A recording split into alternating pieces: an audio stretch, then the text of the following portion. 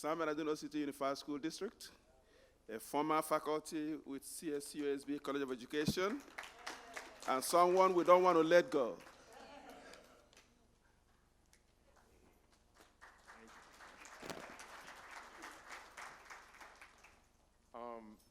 Do y'all need a stretch break? I heard you've been sitting for quite a while. Do you need to just stand up for a second? Can everybody just stand up for a second? Just give me like a little hand wick. Unless you want to stay seated and you're like, look, man, I don't feel like getting up. Then in that case, stay seated. But if you need a little bit of a stretch break, please get one. And before I even begin, let me just kind of do a roll call here. If you are a university faculty member, administrator, president, staff member, please either make some noise or just wave your hand. University folks, okay. Okay, I see y'all. If you are a school district administrator, teacher, if you're a superintendent, if you are a secretary, like my wonderful secretary who came, if you are at the school district office level, please wave your hand, make some noise. Okay. Y'all sound like you're sad to be here a little bit. Woo. School district. Yep. If you are at a school site, principal, teacher, counselor, school site parent, school site aide, paraprofessional, anything like that, my school site folks, please. There we go. You hear that energy from the school site?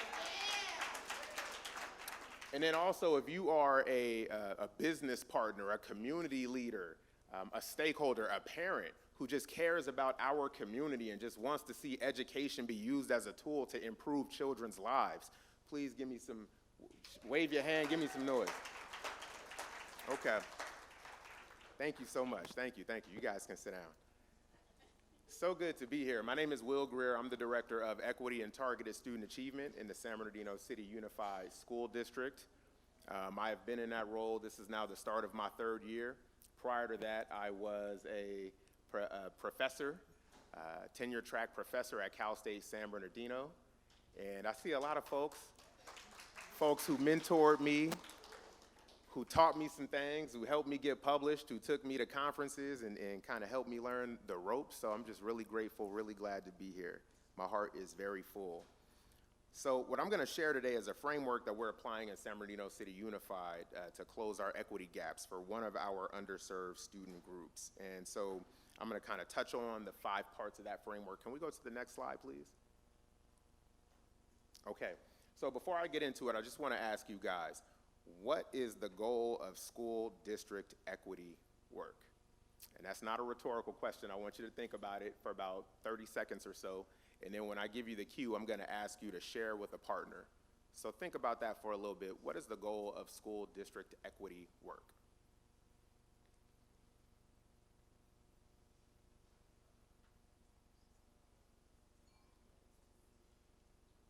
See, some of y'all already talking. I said think, you already sharing.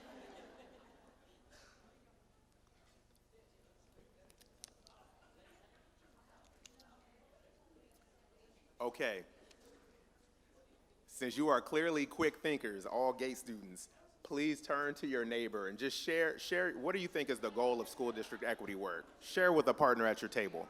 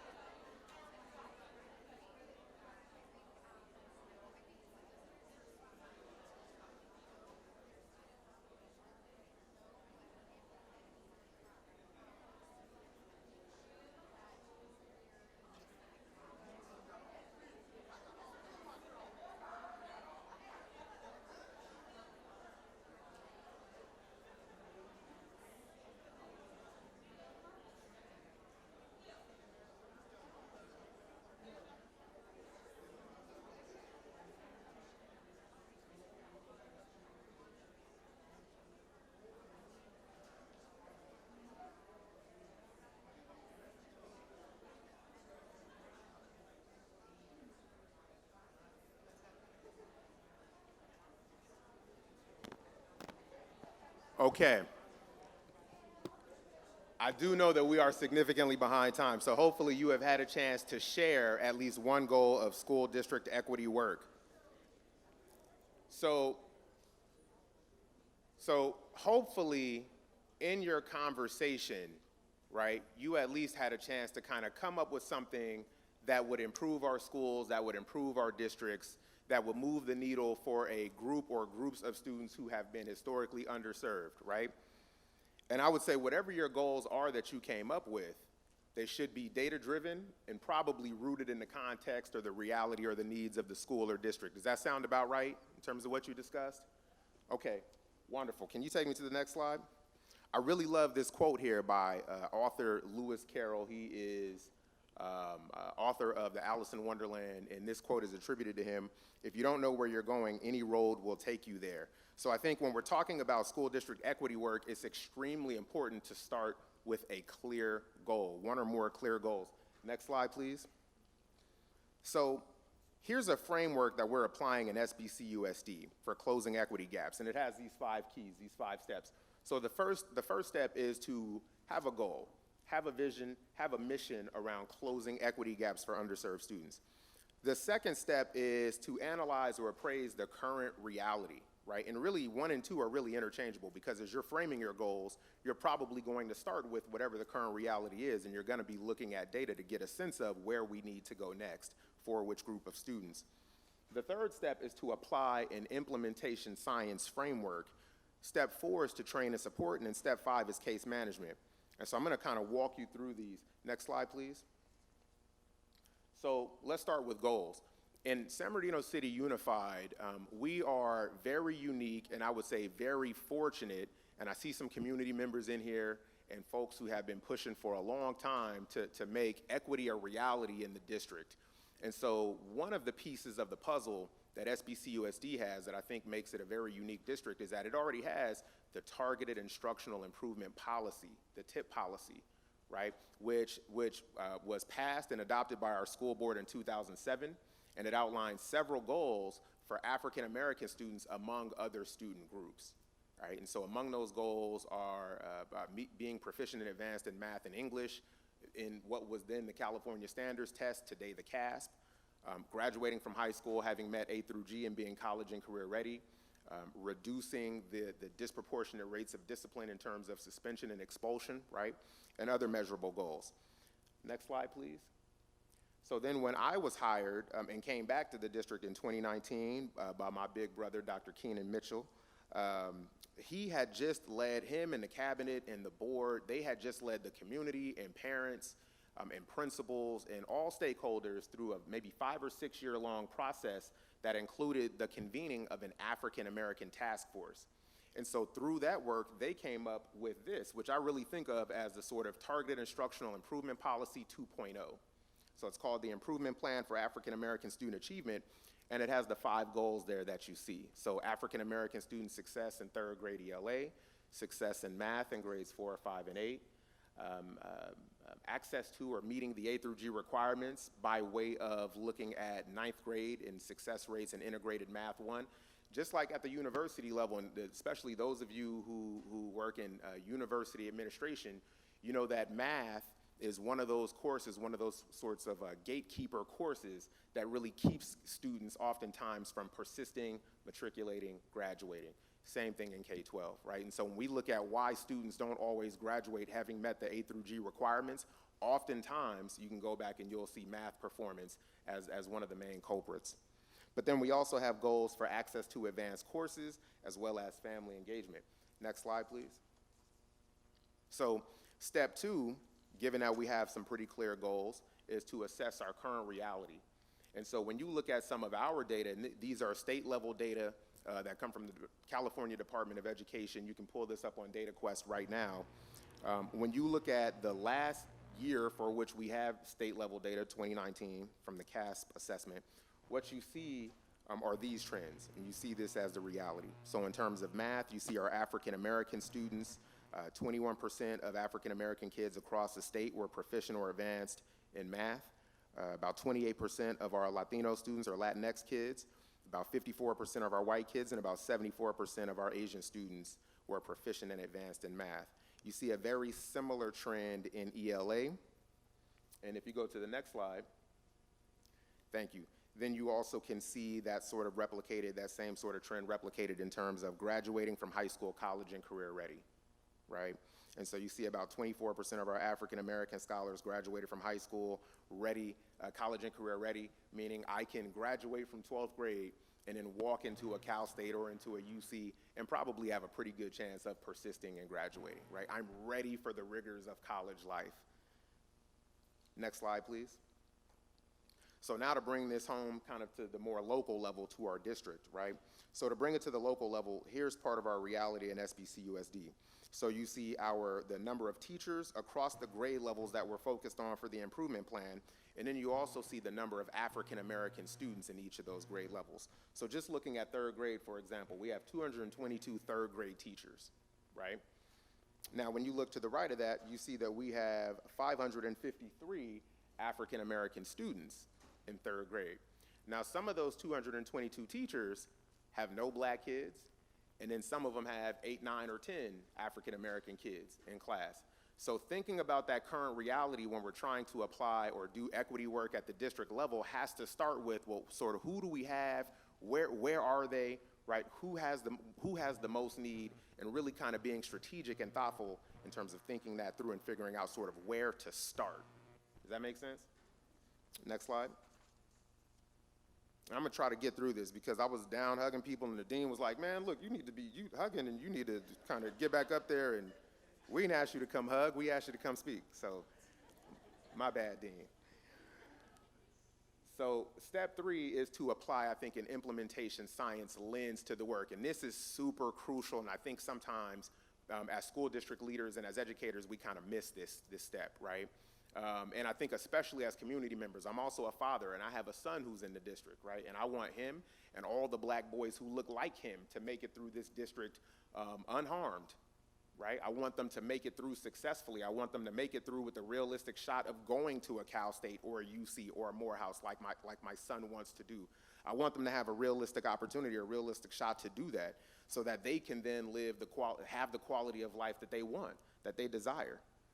But in order for us to get there, we also have to think about science, particularly implementation science. And so this framework, I think, is extremely important. Implementation science comes out of the medical field and the healthcare industry. In the last 10 to 15 years, it has started to be applied more and more to education, particularly around PBIS, behavioral interventions, school psychology, special education. So many implementation scholars believe that the overall journey from exploration to full implementation can take 2 to 4 years. Can you click for me one time? Thank you. And so when you look at implementation science, it has at least these 4 steps. You've got exploration, installation, right? Meaning, so now we have begun to start to kind of create some pilot models, some systems, some protocols, some structures, some supports, and we've begun to put them in place. Then you have early implementation.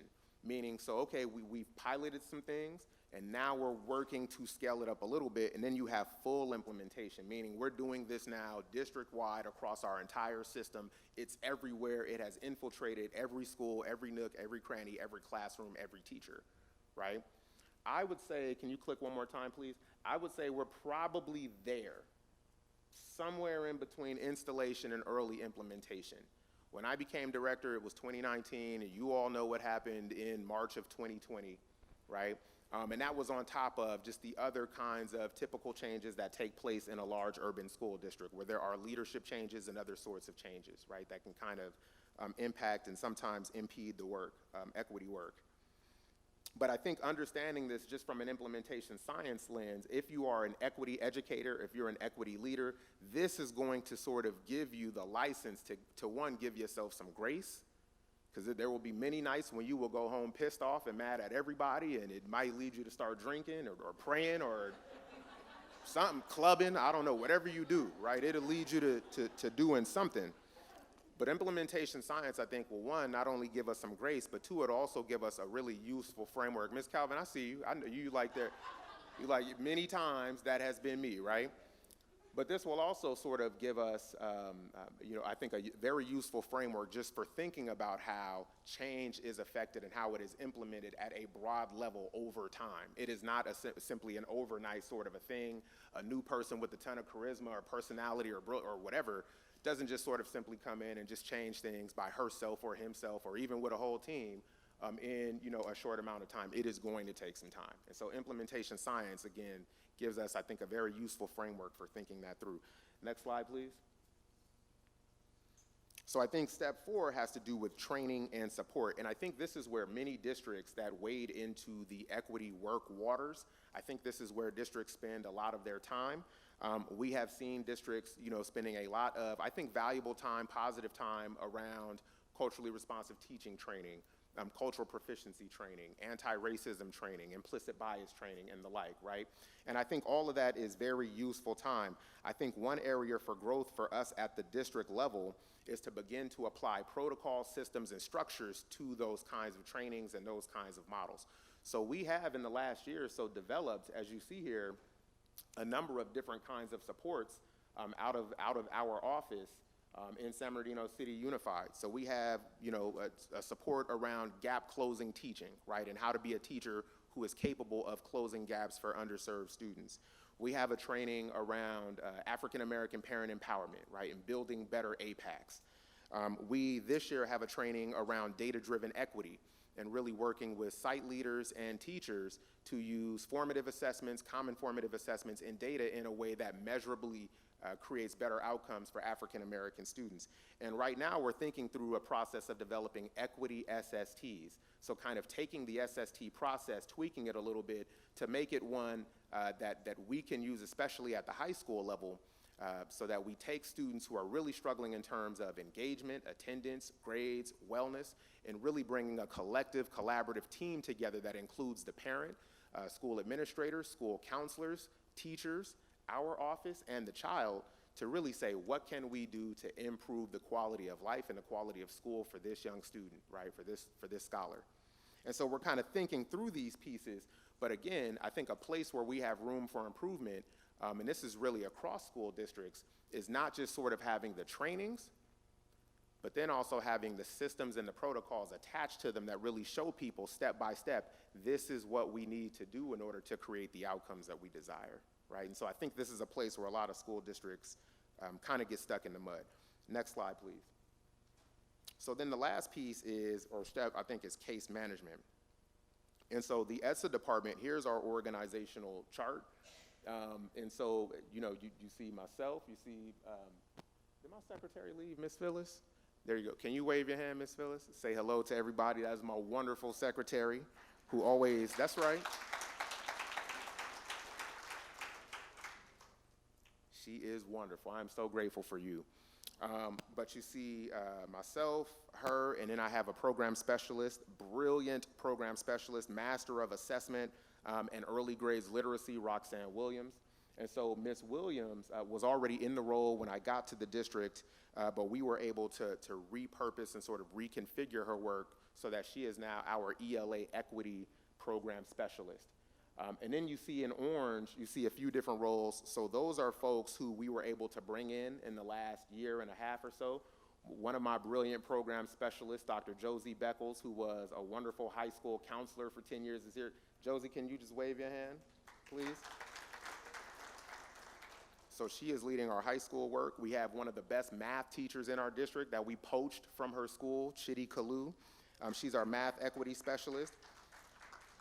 And then we were just able to hire a student and family engagement program specialist, Mr. Lawrence Hardy, and so he's gonna be starting with us pretty soon. We also have a couple of student equity interns. These are counseling PPS students from the University of Redlands who are working with us. And then you see in purple, you see two more roles.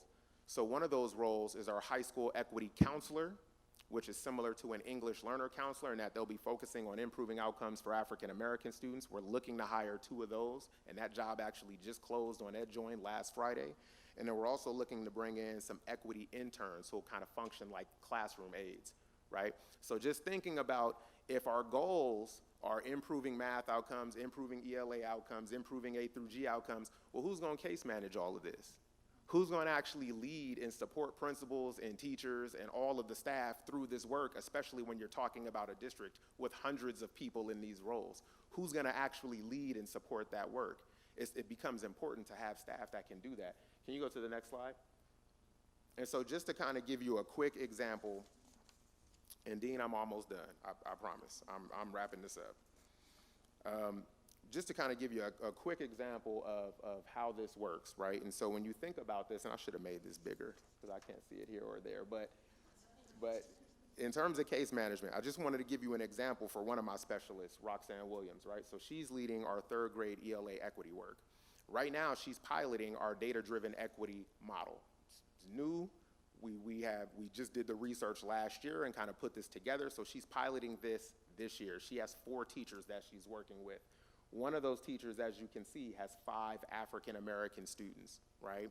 And so in her work with this one teacher, you see that first column, it has their baseline data from August. And so, look, I can't exactly see it, but I want to say that the reading grade equivalency for that first student was 2.2, which means that student was reading at a 2nd grade level, 2nd month, at the beginning of 3rd grade, okay? So that's where that child was. And then when you look right below that, you see reading fluency words per minute. And I think that this child was reading at 58 words per minute. Now, just to give you some context, a child in 3rd grade, in terms of fluency, to be between the 50th and the 90th percentile, they should be reading somewhere between 110 to 160, 170 words per minute. Okay, so this baby was reading about 58, I think that's 58 or 58 words per minute, right? Now, looking at when this child was assessed again, just last month in October, their reading grade equivalency, just from the targeted work that the teacher and Roxanne that they were doing, this child's reading grade equivalency went up to the 3rd grade level, 3rd month, and then the fluency jumped up to 83 words per minute. Now, if we were standing here, in May, I'm sure that those numbers would be even more significant, right? They would be even better for this child. And so our goal is to really rigorously case manage and get after the teachers that we support, the principals that we work with, and going kid by kid, really rigorously looking at not just assessment data, but how we are also using those data to better meet their data-driven needs, right? That's our goal, is to really go kid by kid and to just be really rigorous about looking at each child and making sure that folks across the system, across our schools, are using these tools to improve outcomes for kids. Because at the end of the day, we really want to see our kids not just graduate, but graduate having a realistic shot of being at a Cal State, at a UC, or some other university, and then dramatically improving their lives or living the life that they want and living their God-given potential. So that's really our goal, and that's our ultimate goal for our equity work. Last slide. Okay, that is it. So on that note, I just want to say thank you so much. Very glad to be here.